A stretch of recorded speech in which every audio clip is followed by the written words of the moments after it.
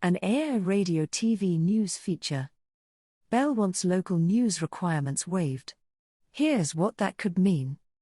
A new ask from Bell, if granted by the CRTC, would see many local news requirements for its broadcast stations dropped. The Toronto Star, by Kieran Leavitt, staff reporter Dateline, Friday, June 23, 2023. BCE Inc. has asked that local news requirements set out under federal broadcasting rules be eliminated for the company's stations across the country, calling into question the future of its local coverage. In an application to the CRTC filed June 14, Bell Media requested that the telecommunications regulator drop requirements for spending on local news and regarding the number of hours per week that stations are required to broadcast locally reflective news in major and smaller markets. The application was filed the same day Bell announced it is cutting 1,300 positions, shutting or selling 9 radio stations and closing 2 foreign bureaus amid plans to significantly adapt how it delivers the news in the face of rising financial pressures. Many media companies across the country continue to struggle under widespread layoffs and financial headwinds. The news emerges a day after a bill in Ottawa passed in the Senate that the government hopes will financially level the advertising playing field with big tech companies such as Meta and Google. In its filing, Bell noted its 35 local television stations, branded as CTV, CTV2 and Nuvo, plus 3 discretionary television news services, CP24, CTV News Channel and BNN Bloomberg, are under financial strain. It requested the elimination of a requirement for English-language television stations in metropolitan markets to broadcast at least 14 hours of local programming a week. In Quebec, Bell also asked the regulator to do away with its obligations to broadcast at least 5 hours of local programming per week at its Montreal station.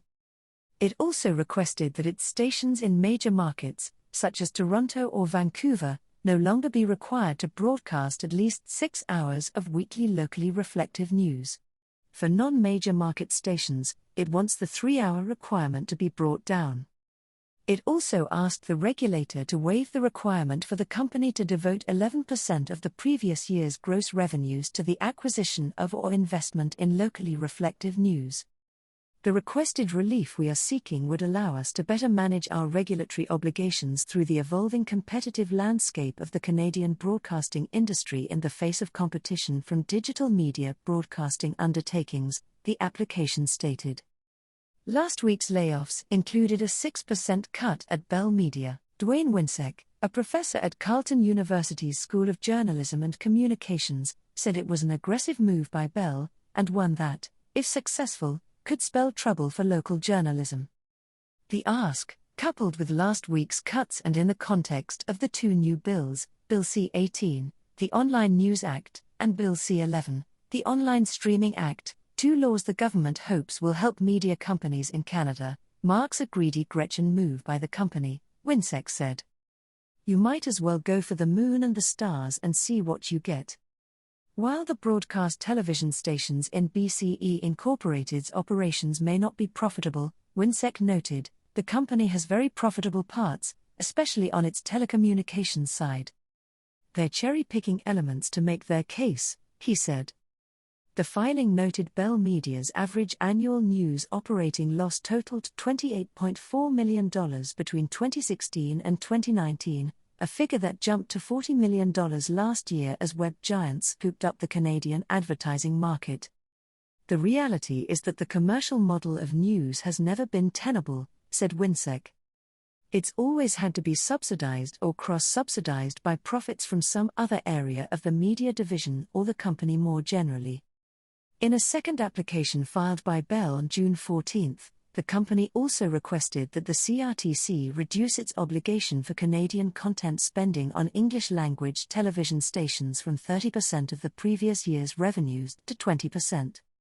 It also asked to reduce the amount its English-language television stations must spend per year on programs of national interest from 7.5% of the previous year's revenues to 5%.